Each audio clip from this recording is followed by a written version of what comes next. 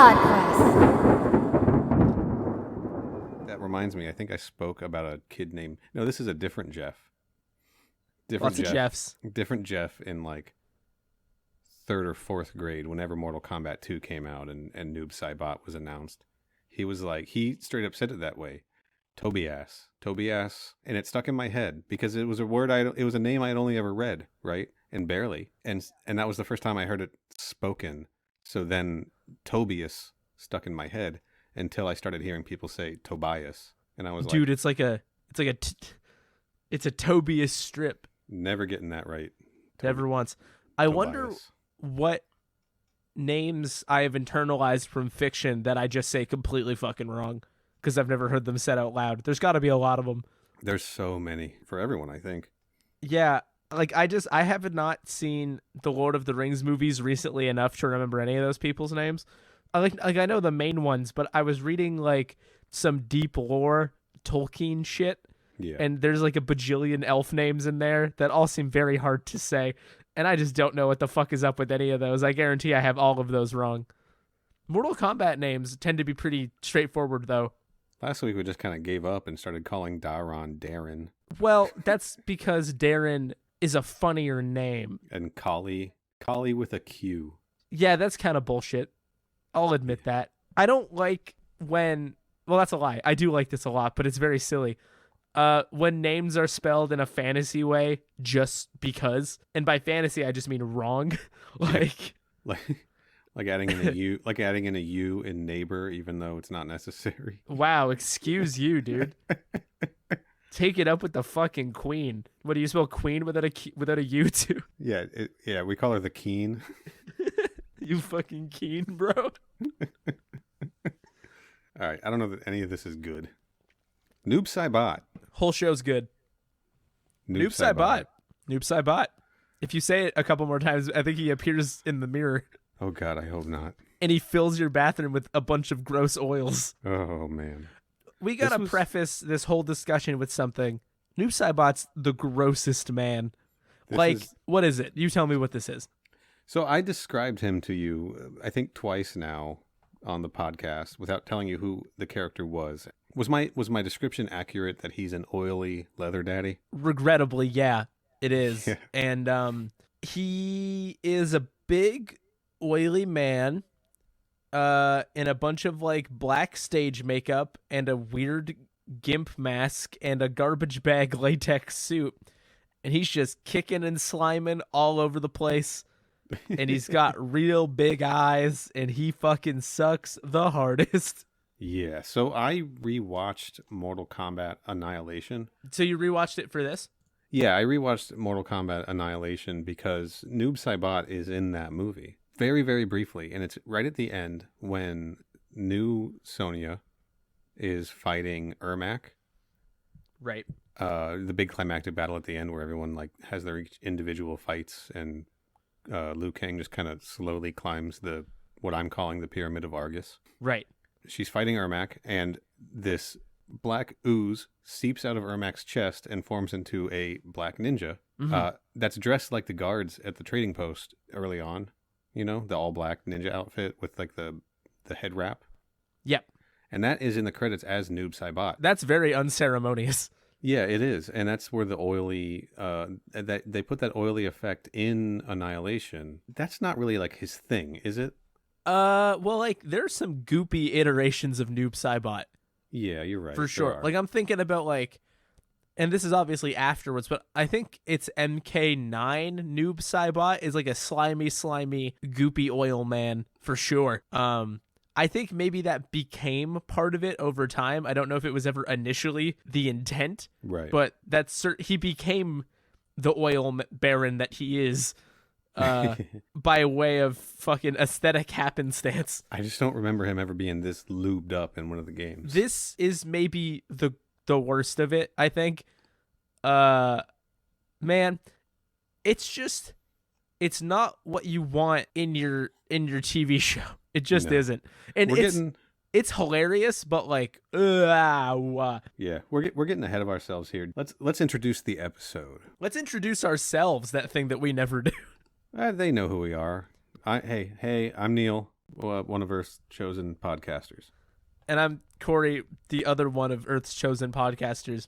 Yeah, so this is episode 6, titled Noob Saibot. It was written by William Thomas Quick.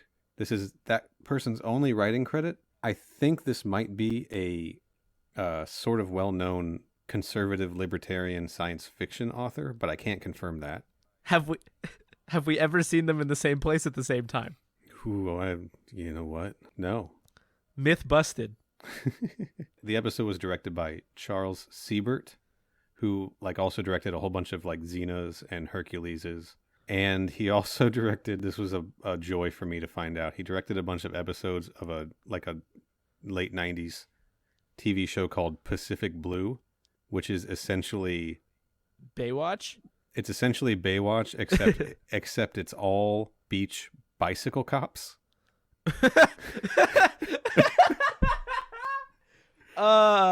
With their fucking helmets? Do they wear helmets? Fucking I gotta Google that. It's so good, dude. Hopping their bikes on picnic tables and then onto people running away from them and shit. It's so fucking stupid. I love it. Oh my god. They're wearing vests, high visibility vests. Yeah, they're bike geared up, man. Oh shit. They got an edgy font on the word Pacific. Yeah. A cool 90s.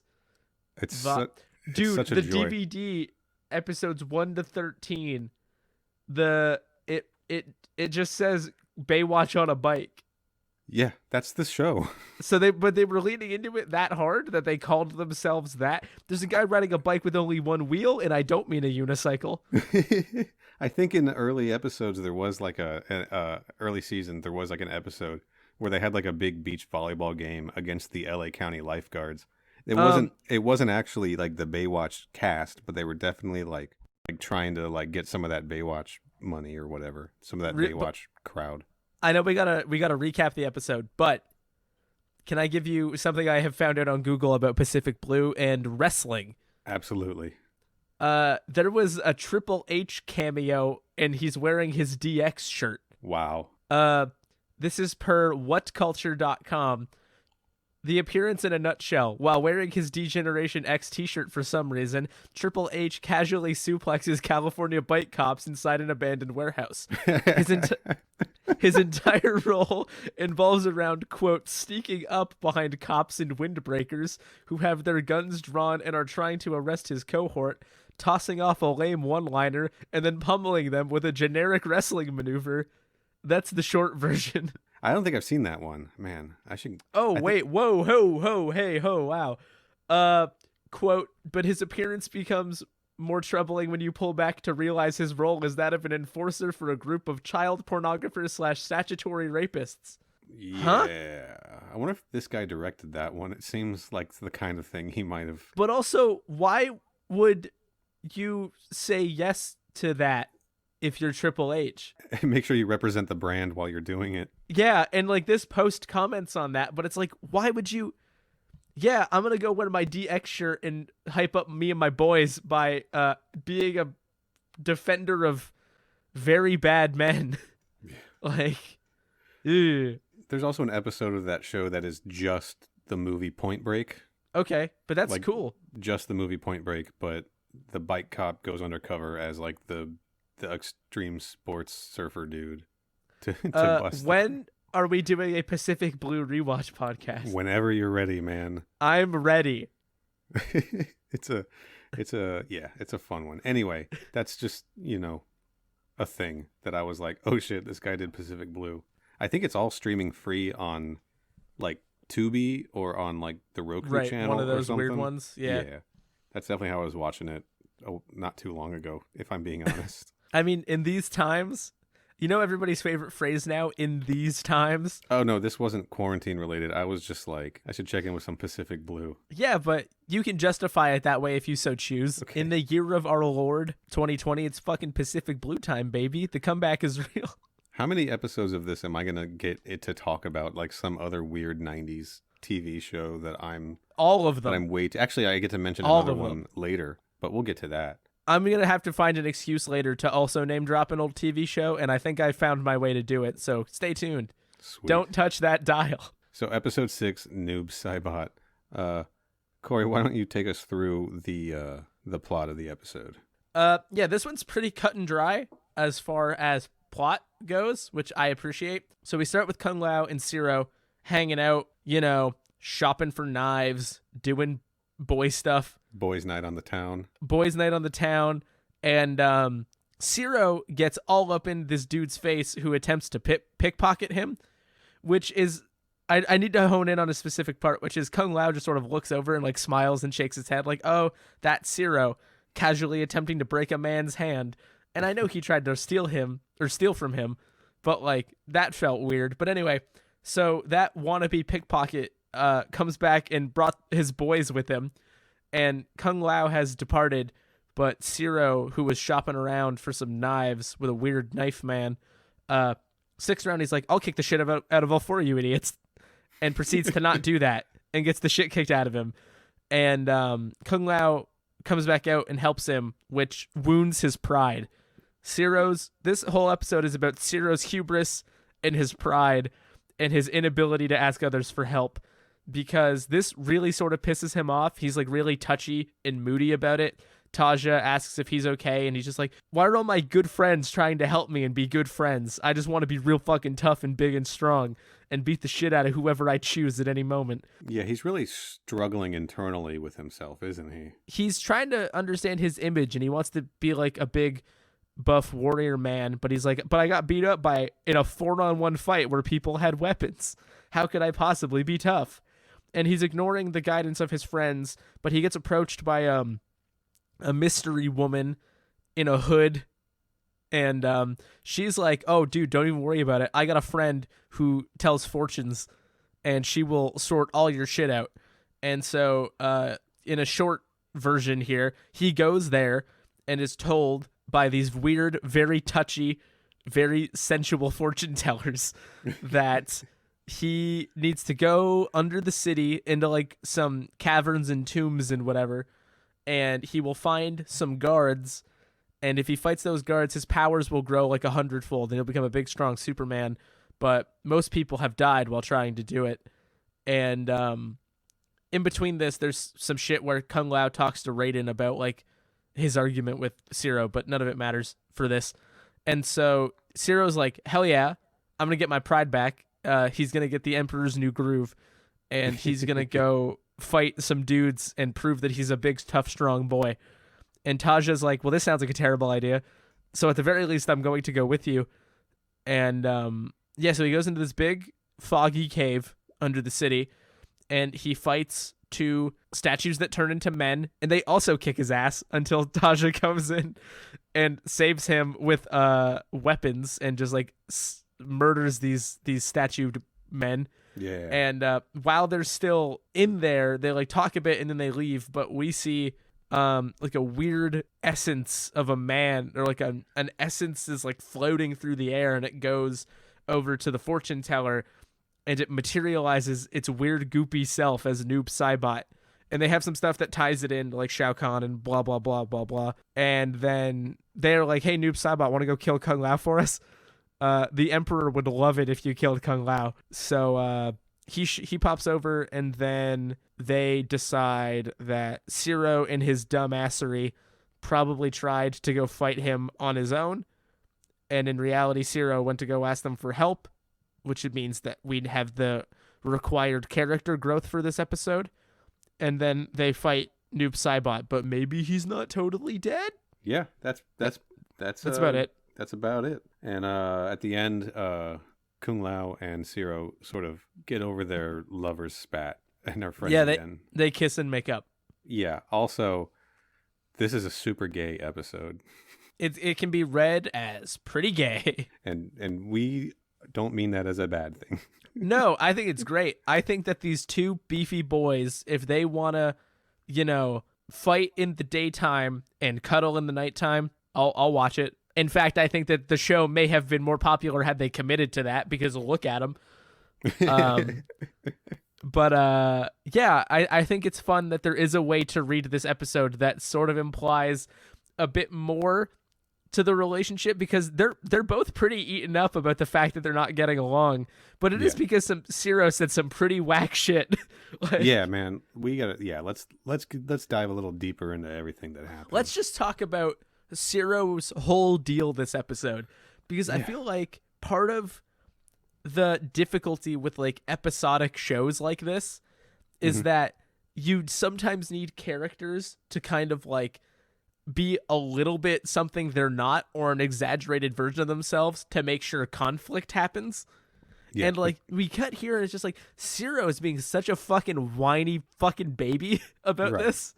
Like he just can't fucking handle it. He's just like, I'm gonna get the shit kicked out of me, and then when my good friends help me, I'm gonna tell them to fuck off because they're being mean.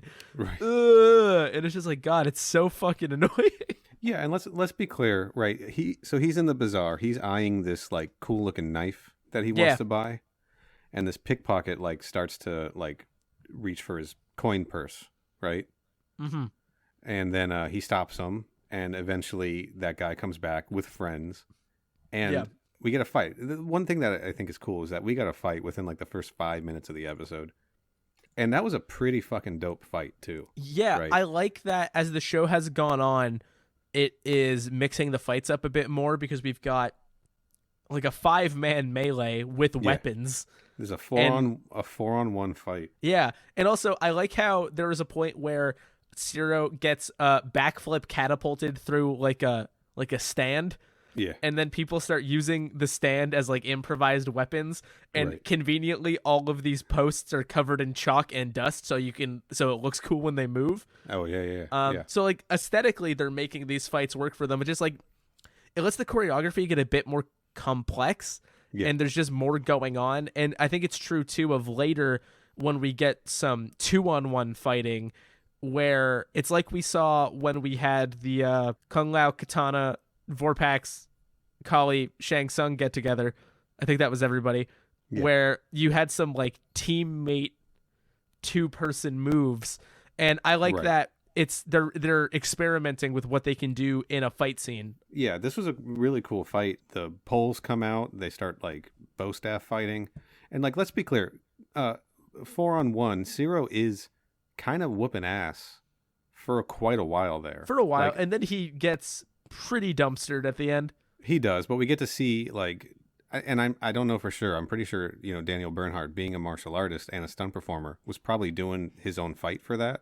It appeared that he was. I'm sure there's maybe some shots where he's not, but I know they do things like where they're like, if you're the star of a show, like they can't have you get injured, so they do. Yeah. Even if you're capable of doing the stunt, they put someone in for you for insurance purposes and just for production purposes. It's not like with Kung Lao where you can really tell. Yeah. And I don't mind being able to tell because it's not like it's like who cares? It's a cool fight.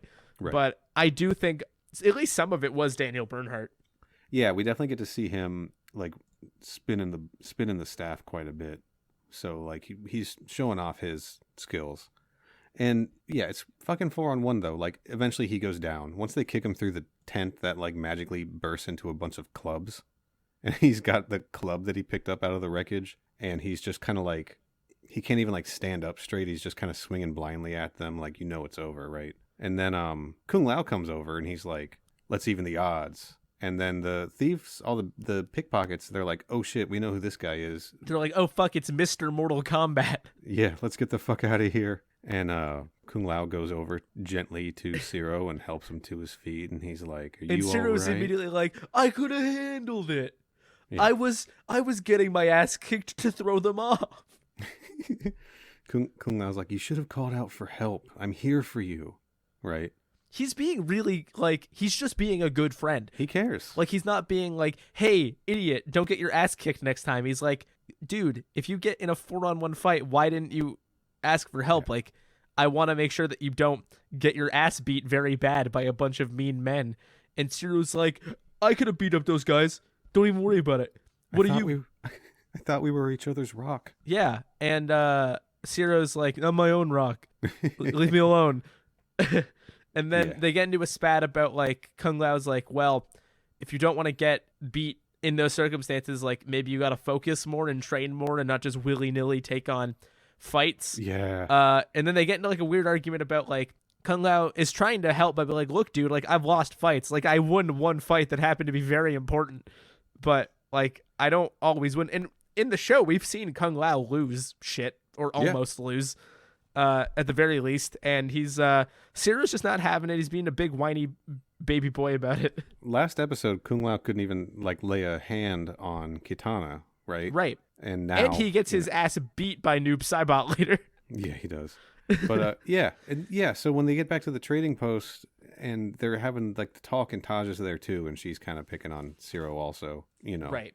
Yeah. And Kung Lao's like, maybe you need to train some more. And then like Siro says something real fucked up. He's like, all that training you do, you couldn't even save Jen's life. Party foul.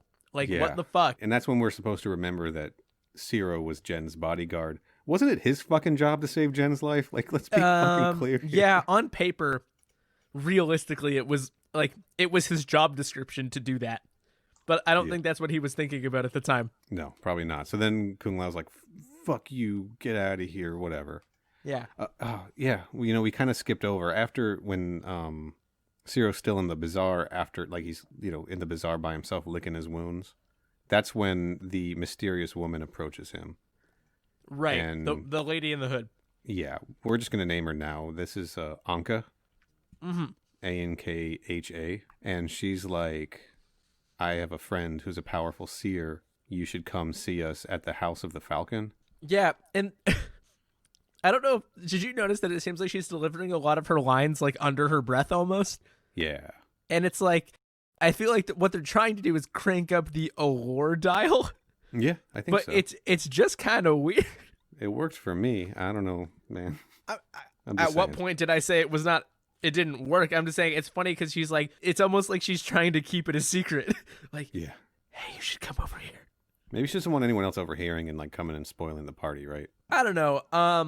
The fortune teller seems like a lady who likes having people around. Yeah, you're right about that. So, yeah, so after the next morning, I guess, right? It's the next morning. Yeah. Seer's going to go see this powerful seer. And Taj is like, wait, that sounds extremely stupid. Let me come with you. Yeah, I'm coming with you, or they're going to take all your fucking money, you big dumb idiot. Gonna get fleeced because you're a gigantic himbo idiot. Oh, I have a note here that Siro was like getting all snotty, and he's like, I don't need your help, Mortal Kombat champion, to Kung Lao. And my note just says, trouble in paradise.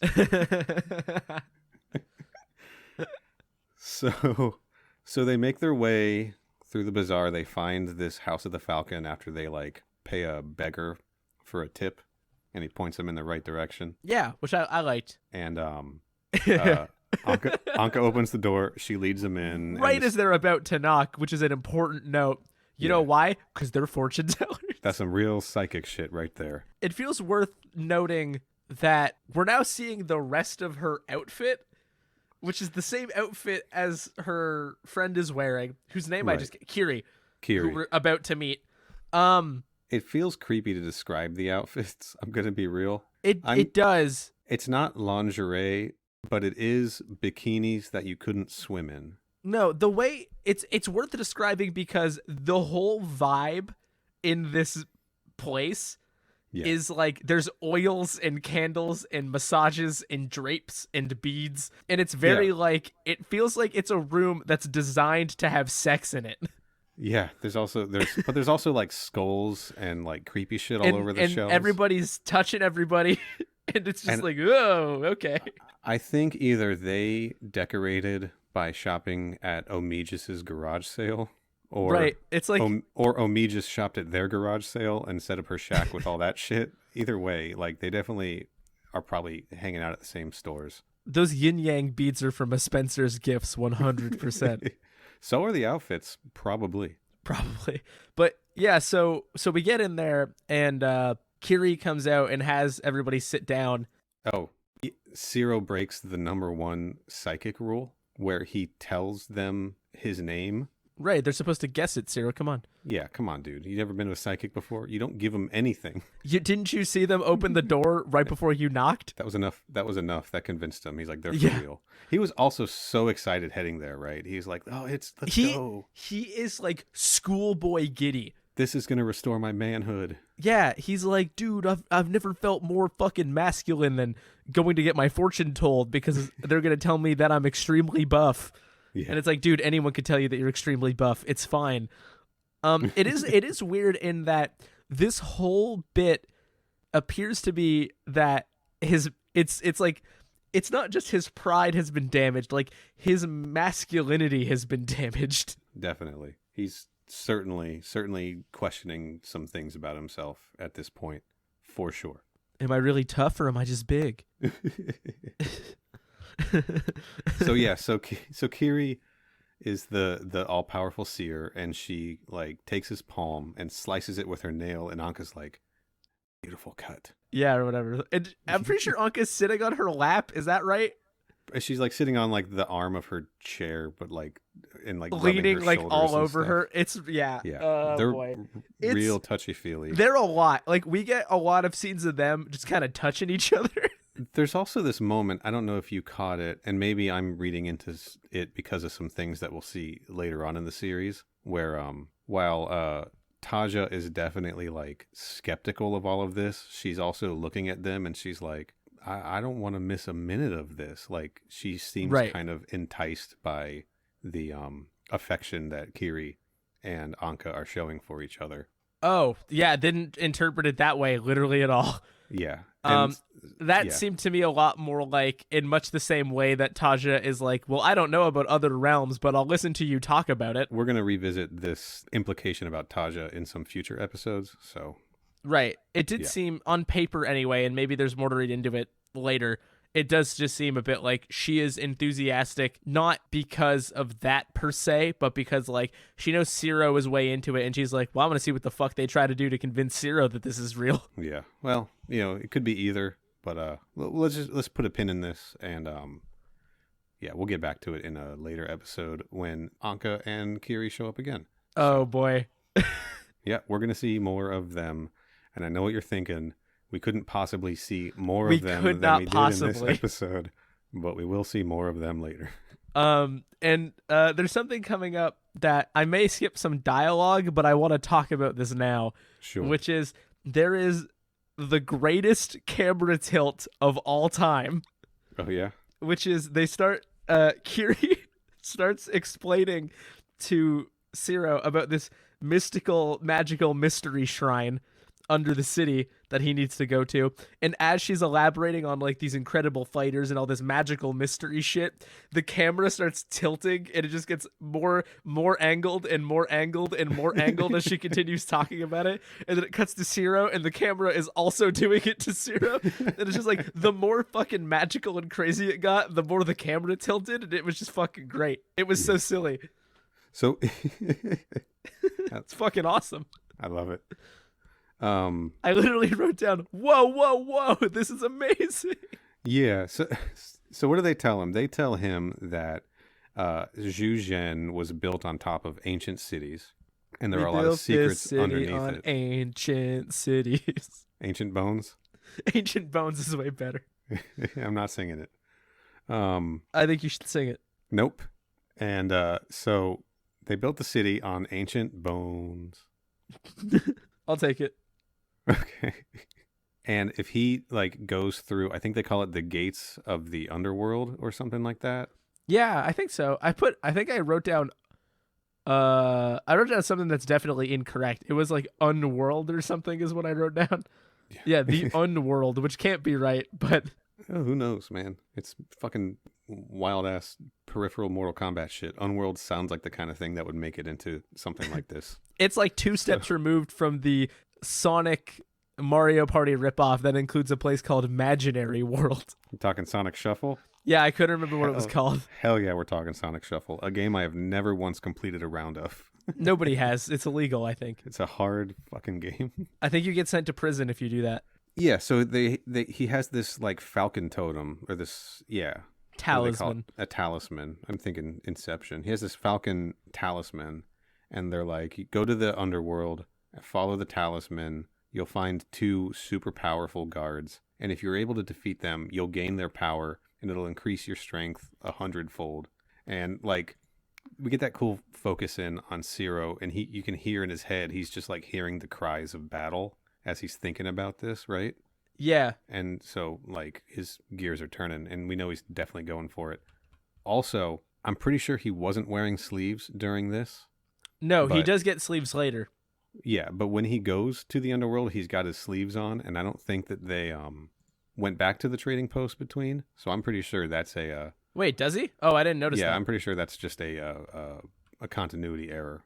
Yeah, because later when he has to burn his clothes, I actually took a note where I'm like, I wonder if he'll actually get a new shirt, or if it's just gonna be the old shirt, but again and clean, and it's a different shirt. He puts the sleeved shirt on, and then he just rips the two sleeves off. He puts on his church shirt. Yeah, his church shirt and his church pants, I think too. We see his church pants again. Fuck, where were we? Oh yeah. So then they bounce out of the Seer's place, out of the House of the Falcon with the Falcon totem, Right. and Taja calls it all hocus pocus crap. She does. So then we're gonna cut back to the combat club, aka the trading post. Yeah. And Kung Lao's setting up to train, and Raiden pops in, and he's like, hey, doesn't Siro usually help you set up for training? And he's like, Siro's not here, and I don't care where he is, right?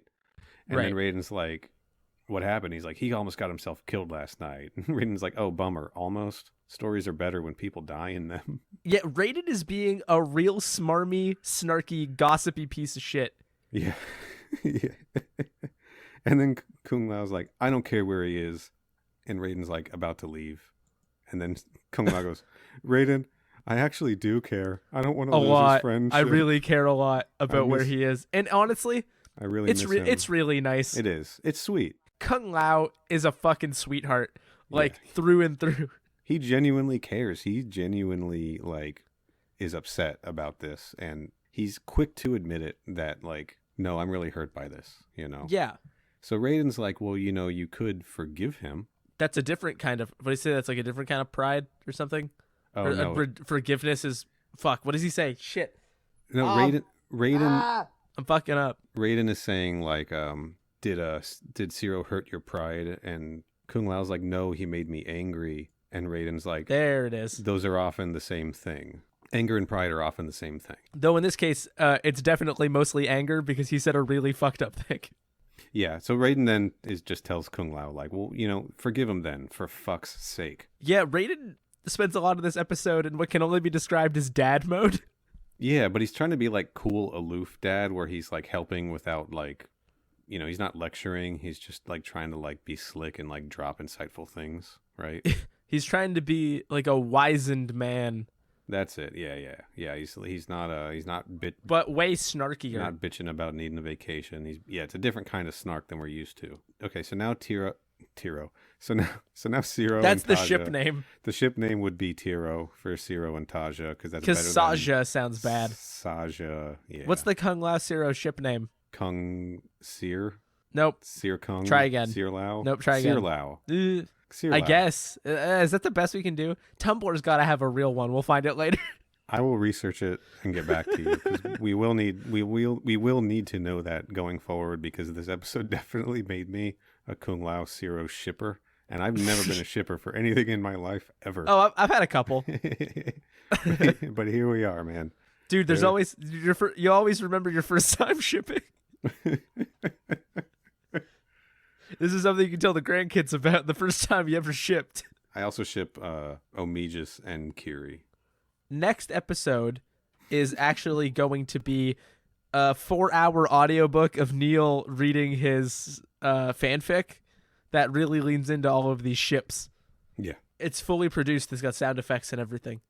of course it does. And Anyway. an original score. We're getting lost in the weeds. All right.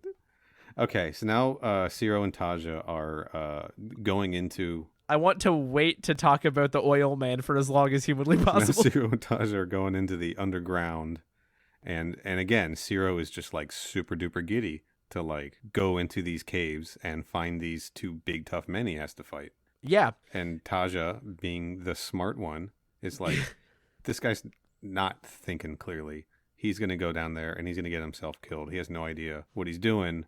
I gotta go with him, right? So as they're climbing through these caves, these kind of sweet, this underground set fucking rules. I was about to say it By looks the way. cheap as shit, but it can also rule. But wow, it looks cheap as shit. Yeah, no, they got like the bones everywhere and all the candles and shit like that. Dollar store bones and a fake rat. Also, Siro sees the bones and he's like, ah, fuck bones. And then Tasha's like, what gross thing is down there? He's like, you don't want to look at it. And then she immediately just looks at the bones. Yeah. And it's like, she was going to see the bones. They're right there. This is actually the Myers basement set from Halloween Resurrection. That's true. That's a fact. Rusty gates and bones. Put that on and IMDb, a fake somebody. rat and a fake rat. I mean, it kind of is. No, it is. It's not even kind of. It is. Busta Rhymes is down there to this day. So they're making their way through, and Ciro's just getting more excited, and they find this gate with a falcon over it. And he's like, "This must be the place." And they open the rusty gate, and they step into this chamber that's real dark and smoky. This cool ass fucking chamber. Yeah, I love the way this place looks. It's got like that fog layer, and it's got like good light that's sort of refracting through the fog, and it's got two kind of shitty looking statues in it. Yeah, and so they light some torches, and they find these statues of these ceremonial warrior statues, and Taj is like, "There's nothing down here, and I hate this place. I'm leaving." And Ciro's like, "Well, there's got to be real warriors in here somewhere. I'm gonna hang out and find them." And as soon as Taja leaves, right, the statues like turn to men, bust out and turn into men, and there's a big one, and then there's a not as big one. And these outfits are fucking whack. These look like two doofy dudes who are here to throw some kicks, but wow, they look silly. That's a recurring theme. Is a lot of this shit just looks silly as hell. Oh yeah, totally. But yeah. So then Siro found his warriors, and he's gonna start fighting them. And he starts by swinging a torch at one and immediately getting it knocked away, right? And yeah, these guys are kind of whooping his ass. He had no idea what he was getting into. And like, really, like, what the fuck did he think was going to happen? Like, there's no way he's recovered from his beating in the bazaar, right? And now he's like traveled through these underground caves. He didn't even bring like his satchel with his one apple in it to like snack on. It's his health apple. It rejuvenates his soul. Earlier in the combat cave, Taja was eating an apple. We didn't comment on that. That feels important. I actually don't remember the apple. That was when she was giving him shit for, well, not giving him shit for, but she was like, "How's your face, dummy? You got your ass kicked." Oh, yeah. Earlier then. Yeah, she's like, "Hey, idiot, how does it feel to get beat up, dumbass?" Yeah, now you know how I've felt in every episode I've been in so far. Yeah, because Tasha spends a lot of her time getting her ass beat, and finally somebody else gets to get their ass beat for a while. Yeah, so I think she was pretty pumped about that. Oh, wait, we actually, oh, wait, never mind. I was about to say something, but it's not until later. Were you going to bring up the knife? No, I was going to bring up the shot. Oh, wait, maybe it is now. It's a shot where Taja gets startled, and it, like, does that, like, snap zoom on her face. Like, something. Oh, it's when the statues come out. Yeah, when they lit the torches and she saw the statues. Yeah, and it's like, whoa! Yeah. Again, goofy ass shit all over this episode. This was a fun one. I really like this one. Yeah. There's a commercial bumper later that's just two ladies touching each other, which feels weird. Yeah. Pretty gay also. Pretty egregious. Not to be confused with Omegis. It's pretty Omegis. That was pretty Omegis. God, if you haven't listened to that episode, that was Immortal Kombat. Who is listening to this who has not heard the preview? Who is the stan who only cares about Noob Saibot content to the point that they are listening to this? Maybe a new listener is like, "I'll just start with the freshest one, you know, Who does and that? then I'll jump." Some people do that. On a TV rewatch podcast? Maybe they're already familiar with the show. Maybe they're like me and watch it regularly. They might. We can't rule it out. Yeah, we can't rule it out. I'm just saying. We have at least one Twitter follower who owns the show on DVD. Yeah. Shout out to Paul. DVD owner Paul. So Ciro's getting his ass whooped by these two ancient warriors who bust out of these statues. And at this point, Taja comes back in, and she's got some kind of a weapon. I think it's a spear. I'm not exactly sure what it was. And she straight up stabs one of the guys from behind, and it like just makes this gaping hole in his chest. And then they like turn to ash and disappear, right? And then she goes to the other one and she turns to dust and flies away. She slices his arm off. Did you catch that? Yeah, she fucks that man up. Yeah, and then he also dies, turns to dust and blows away. So that's 2 fatalities for Taja. I'm calling those fatalities. I mean, they are. She murdered people. Yeah, I mean, I don't want to get into like a nitty gritty, like, well, were they living or dead? They're dead now, for sure. They're dead now. But were they ever alive, or was this magic? I think we count these as fatality. In Mortal Kombat world, these are fatalities. Those were human men. Yeah. Okay. Yeah. So then Siro's like, do you feel any different? Do you feel more powerful now that you've had 2 men? Yeah, this is where Siro gets horny for power in a way that's kind of weird. He says some real video game shit. Yeah, he's just like, he's like, how do you feel? Do you feel stronger, whatever? And she's like, I feel fucking terrified. Let's go. And they leave. And we see that from the fight, from tumbling around in this room, Siro's clothes are covered in like black oil stains, like all over him. Like he looks like he was rolling around in an auto shop. Yeah. So they peace out. I guess they're headed back to the trading post. This is when we catch up with Kung Lao. He was in the bazaar and he was talking to the knife salesman, who's real aggressive every time he shows off that knife. He like whips it out like he's about to stab, right? Yeah, I mean, salesmanship is showmanship. Yeah, and he's a hell of a salesman. He's the greatest showman. Kung Lao was like, my friend was admiring this knife the other night, and he's like, oh yes, the big man. Yes, the thick man. Kung Lao's like, how much? So he buys the knife as a gift for Siro, right? Yeah. This is how he's gonna like make amends. He got back to the trading post, and Siro and Taja weren't there, and he like comes in the door, and he's so happy with this, and he's smiling ear to ear. Yeah. He's holding this thing, and he's like, Siro, Taja, anyone here? I got a thing for you. I got a knife. Yeah, it's a gift for you because I love you and I miss you. And hey guys, you want to see this cool knife that's definitely for me and not for anybody else? And they're not there. So I think he just goes to bed. It's a lot of misconnections in this episode. Like, really. Like, that's basically what it is. Just a bunch of misconnections. Zhujin needs Craigslist. Yeah, it does. Yeah, so Siro and Taja are now back at the Combat Club too. And Siro is shirtless. Hell yeah, he is. He's shirtless. He's got different pants on. Taja's just hanging out. The implication here is very clearly that Taja just watched him take his clothes off and put new pants on. Well, because they're in the main room there. Yeah, and also he's just a nasty man who like takes off his gross oil clothes and he's like, I'll burn that in the morning, and then just leaves it there like a big idiot. And it's like, not even like you have to burn your clothes in case there's a mystical oil monster inside of them, but it's like, clean up after yourself. Yeah, put them outside, dude. Like, or just burn it now because you have fire everywhere. Right. Yeah, the fire is the main source of light in Zhuzhen. By main source, of course, I mean the only source. So they go off to bed, presumably separate beds, but we don't know for sure. And then we get this like wild T-1000 style, but bad effect, much like the Busta Rhymes "What's It Gonna Be" music video. Yeah.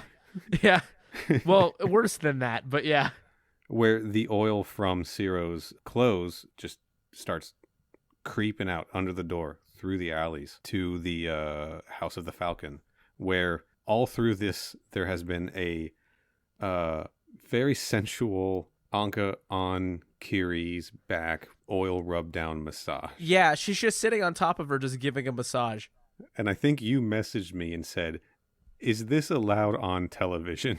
That is what I said, yeah. Because like and again, I don't want to act like, I don't want to be weird about this. Like, I don't want to make it a weird sticking point because there's nothing. I'm not saying there's anything wrong with any of it, but it is truly fucking wild to me that the amount of just feeling each other was fine, and no ratings board was like, you have to get rid of some of that. Like, yeah, all the character traits we know about Kiri and Anka are that they are super horny for each other, right? Yeah, well, but there is like a weird undercurrent later when they're talking to Noob Saibot, and there's a comment about how Kiri has had a lot of people around, and there's something that she says to Anka, or like the way she replies to that makes it seem like Anka maybe isn't fully aware of the whole deal here, Yeah. or is maybe being Yeah. exploited a little bit, but it's also it's very touchy. We should touch on something that happened earlier when Anka had followed Siro and Taja to the gate to the underground and went back to tell Kiri about it. And she was like, he says, the girl went with him. I hope she dies down there. And Kiri's like, oh, are you jealous? Like, really implying that, like, yeah, Anka's just got like this jealous streak. And then in this scene, when Noob Saibot I mean, forms, Anka also says she wanted to kill her or kill him, which implies a whole other weird fucking thing. Yeah. She's a murderous person. Well, she wants to kill Siro for sure, or I think not Siro. she wants to kill Taja. Yeah. Yeah, and so we've set. So it does seem like Anka's maybe somebody newer in Kiri's life, because when Noob Saibot, in his oily glory, forms in front of them during this massage, he's like, "Get her out of here," and Kiri's like, "No, she stays. We have no secrets from each other." Yeah, there's a lot to unpack with their whole relationship, kind of in general. Yeah, and then we get this explanation of just exactly what the fuck Noob Saibot is in this TV show, which is not what he is in the games, right? It is not. Yeah. And I think we're going to dive into that At a later time. a little later on in a Mythologies episode. But for the show's purposes, Noob Saibot was some kind of an ancient warrior who apparently was loyal to Kiri in the past, right? And was eventually banished by Shao Kahn and imprisoned on Earthrealm in this weird temple. So those guards statues were there to kind of keep him from escaping, I suppose. Presumably? So once the guards were defeated, he was able to escape the chamber? Presumably, yeah. And so he's like, Kiri, you're still loyal to Shao Kahn. Why would you free me? He fucking hates me. And in his like weird, gruff, like intense, like Noob his Saibot voice sucks too. His whole vibe. So like, I need to illustrate this. So he's standing there in this like Spencer's Gifts ass massage room, and they're on the bed or whatever. In a Spirit Halloween Gimp costume. He's in a Spirit Halloween Gimp costume, and he's got his face painted black, and he's just got this wide stance and these bugged out fucking eyes. And he's just like, oh, I have been banished by the God. And it's just like so fucking terrible. I fucking hate it. It sucks a lot. It's very bad, and it's not very good. Yeah, it's wild. And Kiri's like, no, see, I freed you to have you kill Kung Lao, which is something Shao Kahn wants to happen. So once you do that, Shao Kahn's going to welcome you back to Outworld with open arms. And then maybe the three of us can have a little fun, right? Yeah. Yeah. Just look at that fucking man. Nobody wants to have fun with that man. That man's disgusting. I hope that man feels bad about himself. He should. He's not good. He's bad. Right. So then he's like, grody, gross, man. Okay, I'll do it, right? And he like oozes out of there. And back at the trading post, Taja comes out of her room upstairs, and Siro's standing there holding the knife. He found the knife that Kung Lao had bought him as a gift, and he's just fucking glowing. Yeah, he's dare I say, horny for that knife. He's just like, Kung Lao got this for me as a gift. It's like he was given like a bouquet of roses, right? Or like fancy jewelry. I think that is the medieval fantasy mystical equivalent. Is just everybody gets a bouquet of knives. He is so into it, and he like comes over to like looks down, to the first floor where Kung Lao was training, and he's like, Kung Lao, I got your present. And Kung Lao's like, it suits you, right? Yeah, because he was shopping for it, and definitely no other reason. And they are just staring into each other's eyes. Lover spat, and then they're good friends. They're just good friends. They're real chums. They're real tight friends. Yeah, tight. So, and then the ooze just like pours in, and it's like up on some high ledge somewhere, and Noob Saibot suddenly is in the trading post, and he's like, Kung Lao, I'm gonna kill your ass. I'm gonna fucking kill your ass, but not right now, at a time and place of my choosing. And then he leaves. He just shows up to threaten Kung Lao, and then he gets the fuck out of there. Not to mention, conveniently, the time and place of his choosing is when Noob Saibot is at home in his oil cave. Right. So Siro like runs over, and he like recognizes the oil from the chamber, and he just runs off to the House of the Falcon. Why do I remember House of the Falcon so specifically? Because it's a cool name for a place, and it sounds like some real fantasy shit. Yeah, it does. So he runs off. You cannot have a coffee shop in the real world. an imaginary world called House of the Falcon. But you can have like a mystical fortune teller. Next to the Zhuzhen 7-Eleven. Right. Which you can buy booze inside. So he runs in to confront them, and like he finds they're both wearing towels because they just got done taking a bath, right? Yeah. Because of course they did. This is Mortal Kombat Conquest. Because the show felt like it needed to show even more for some reason. At this point, it's starting to feel really fucking egregious and kind of weird.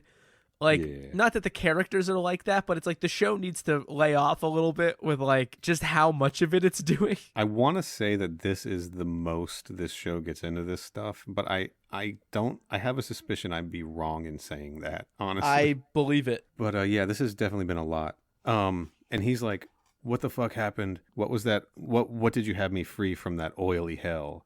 Right. And he sees the oil stain from Noob Saibot on the floor of the massage right. And he's like, he was here, yeah. Yeah. And then they're like, yeah, well, he's free now and he's gonna kill Kung Lao. And then they made some joke about him like having fun with him also, because that's what their characters are. Also, there is a point I think here where Siro calls somebody a depraved bitch. I didn't catch that, but I don't doubt. Yeah. I have a think you're big right. note in big capital letters where I say, Siro, lay off.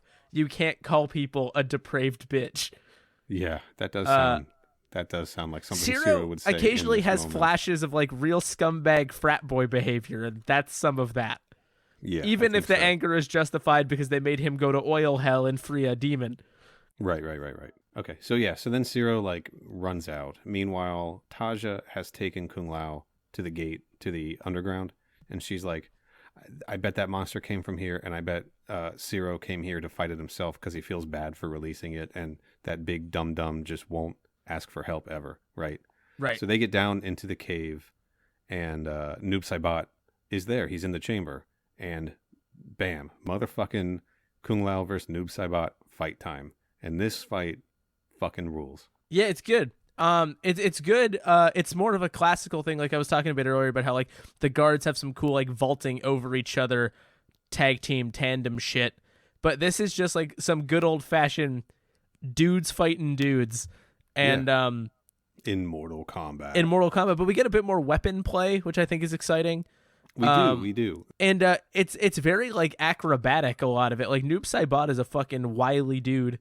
Yeah, he's fighting with capoeira, and at some point he like pulls an Eskrima stick out that grossly slurps out of his arm, and he just starts wailing on Kung Lao. There was one moment I thought was cool, and again I did just rewatch Annihilation, and in Annihilation during the battle between Liu Kang and Shao Kahn, Liu Kang does this like jump and backflip and kick Shao Kahn in the chin with both of his feet as he backflips, right? Yes, yeah, and that was tight as hell.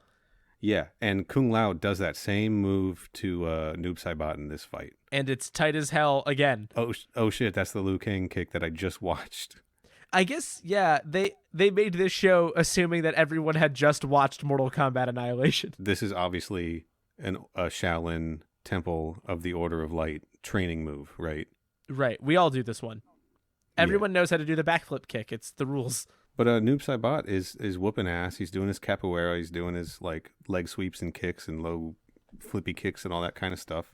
No offense meant to any capoeira fighters out there who are listening. I just don't know the terms. No, we are big dum-dums when it comes to the terms. But he's going full Eddie Gordo from Tekken, right? Everyone's favorite. Everyone says they love the Jaguar Man, but they actually love Eddie Gordo. Or Alina from Street Fighter 4. That's all the capoeira fighting game characters I'm aware of. There's got to be one in Mortal Kombat. Everybody loves Heihachi for his big eyebrows. Call back to a different show. At this point, Siro has made his way into the chamber too, because he figured out what was going on, and he takes his new precious knife that Kung Lao gave him, and he wraps it in a rag, oily rag. Oh, it was his knife. And he lights it on fire with the torch, and he throws it right into Noob Saibot's back, and Noob Saibot just fucking explodes, bursts into flame and explodes. And we're gonna call that a fatality, or are we? No, we're not. I was gonna say we should, but okay. I guess it's a fatality with an asterisk. How It's about that? basically the same thing as what happened to those statue boys. I know we see more of him, but like he died. He just isn't dead. Okay, that's fair. Yeah. So they bounce out of the chamber, and they like explain all the misunderstandings because they're like, Taja and Kung Lao are like, we thought you ran off to fight him alone again because your pride is so hurt. And Siro's like, no, I went back to the trading post after I left without explaining anything, which was stupid. I went back to the trading post to get your help, and you weren't there, and I figured you came here. I've learned my lesson. I'm going to ask for help. This right? culmination is so fucking weak. Like, the show just decided the lesson had been learned because the show needed a lesson in it. So they're like, well, we're going to set up that Siro needs to learn a lesson. And by the end, I hope he's learned it. So the writers are just kind of like, ah, fuck. Siro needs to learn his lesson. What if he just decided off screen? Like, we don't actually get to see the realization. And no. It completely sucks the wind out of any point they're trying to make beyond like a moralistic argument that you'd see in a kid's show about like asking for help when something is hard. Well, I would argue that the real lesson is about to be demonstrated when Siro puts his hand on Kung Lao's shoulder and they forgive each other and just kind of, get lost in each other's eyes and kiss for a hot minute there. Do they ever kiss? They need to kiss, I think. The real message of this episode is that it is okay to love your bros. Yeah, and it is. And I think it should be canon. I also think that this episode did miss out on giving Taja superpowers, which would have been pretty cool.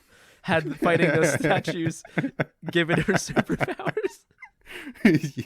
Yeah, she's secretly 100 times stronger, and she's just smart enough not to tell them. Yeah, right. I literally wrote, I hope Taja gets superpowers, honestly. That would be dope.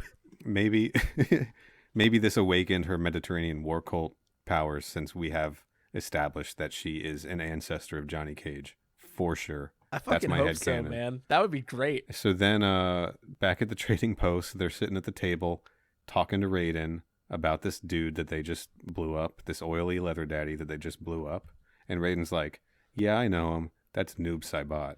He's a powerful ninja with special powers from a faraway realm. I had no idea he was on Earthrealm. Raiden, you're the guy in charge.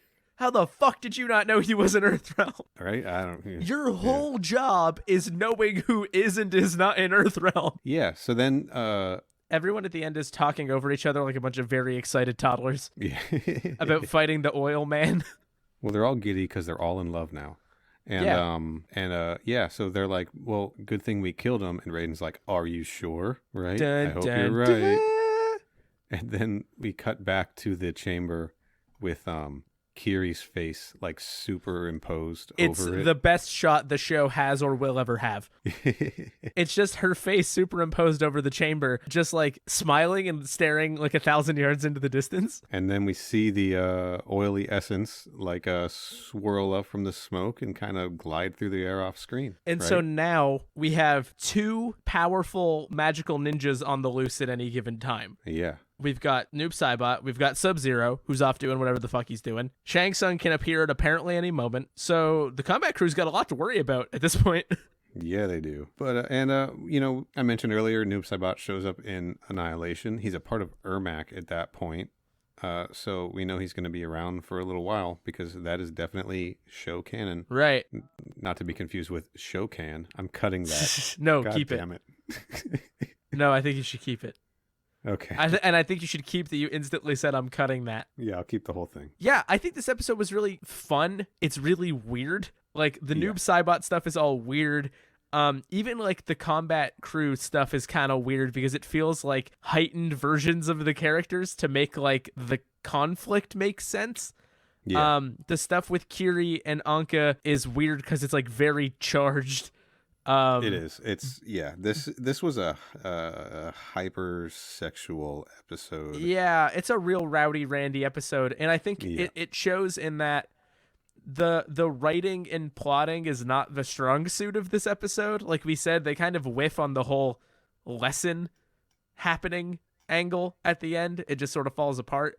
I think there's fun to be had with character moments, but this is definitely more about like weird setups for dudes fighting dudes and meeting some side characters. And building stronger interpersonal relationships between the bros. Yeah, even if the writing's not amazing, it still sort of manages it regardless. Yeah, I don't have anything to add. It was a fun one. The fights in this are really good. The mythology that it creates with Noob Saibot is fucking bonkers and wild.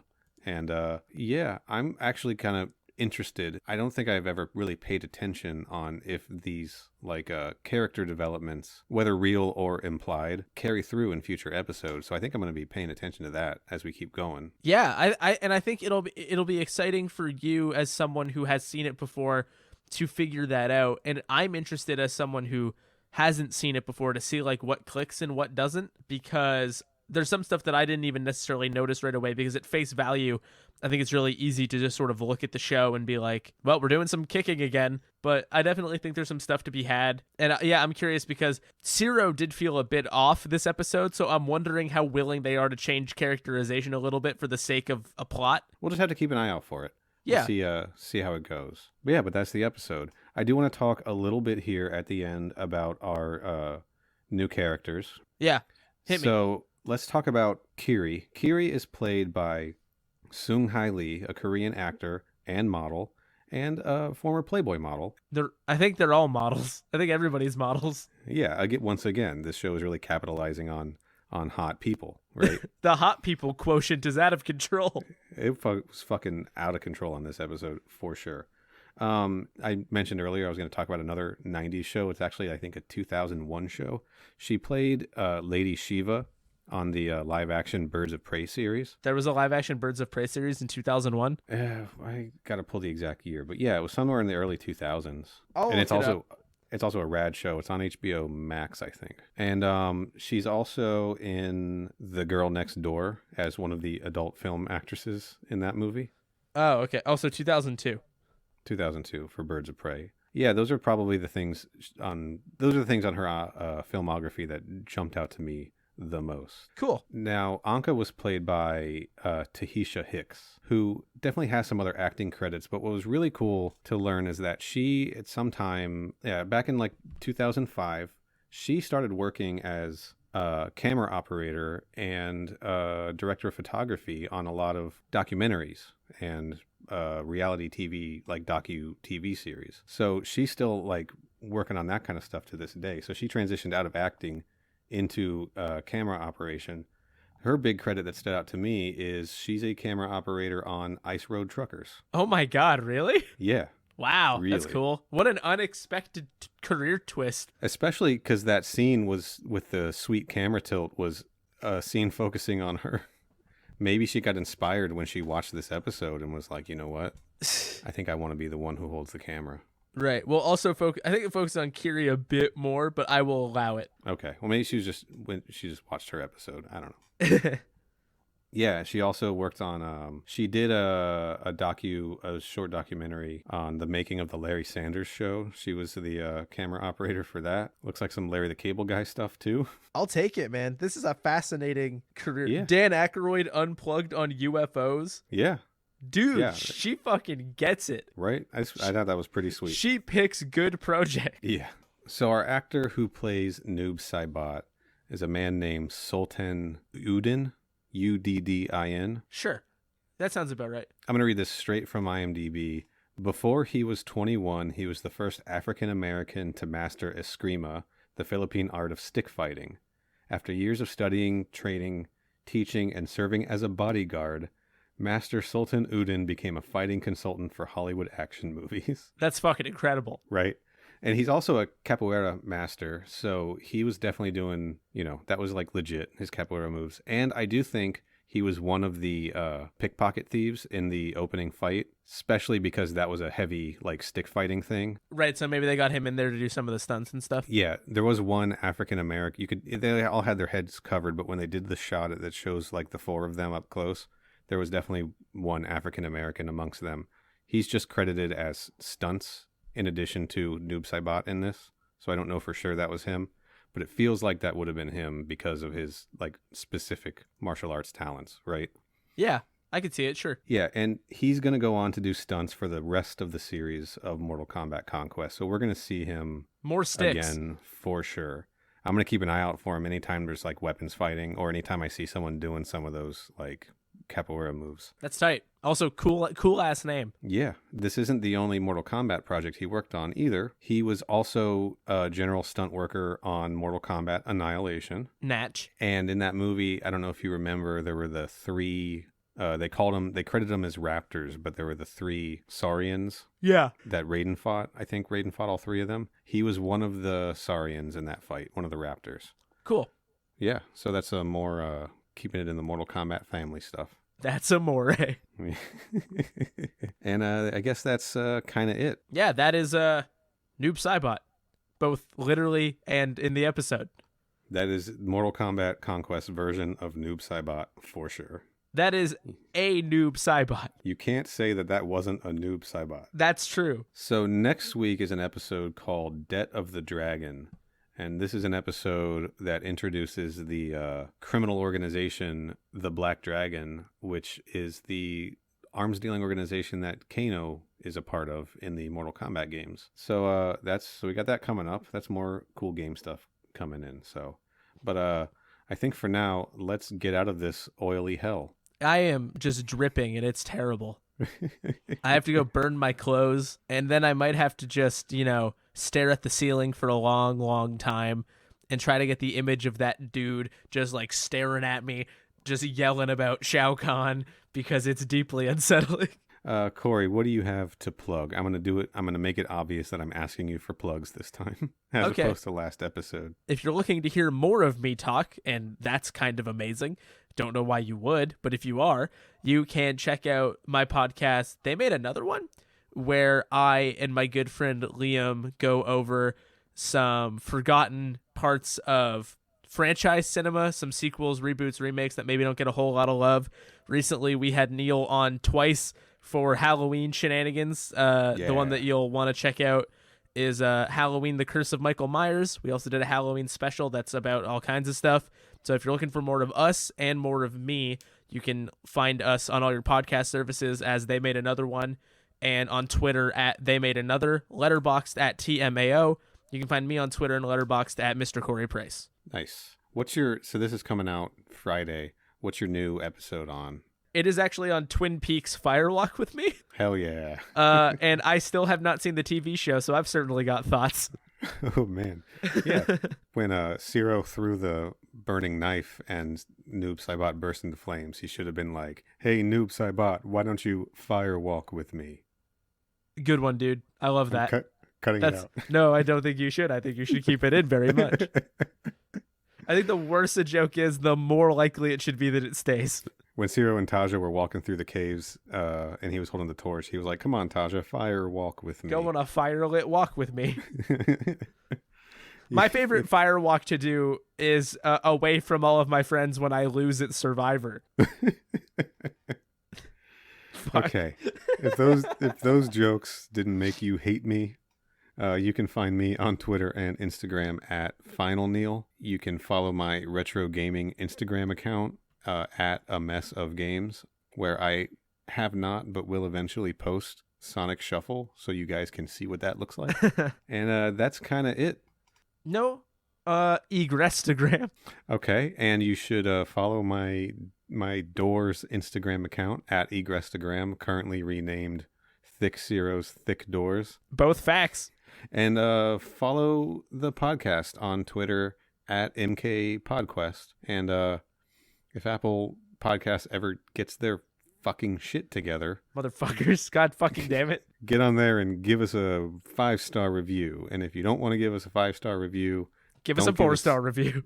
Don't give us any review at all. 5 stars or nothing. You know what? That's it. 5 stars or nothing. And currently, it's nothing because they won't list us. They're trying to hide the truth about Mortal Kombat Conquest, and we won't let them. You know what we need to do is we need to go underground and defeat the ceremonial warrior statues that are actually the podcast gatekeepers.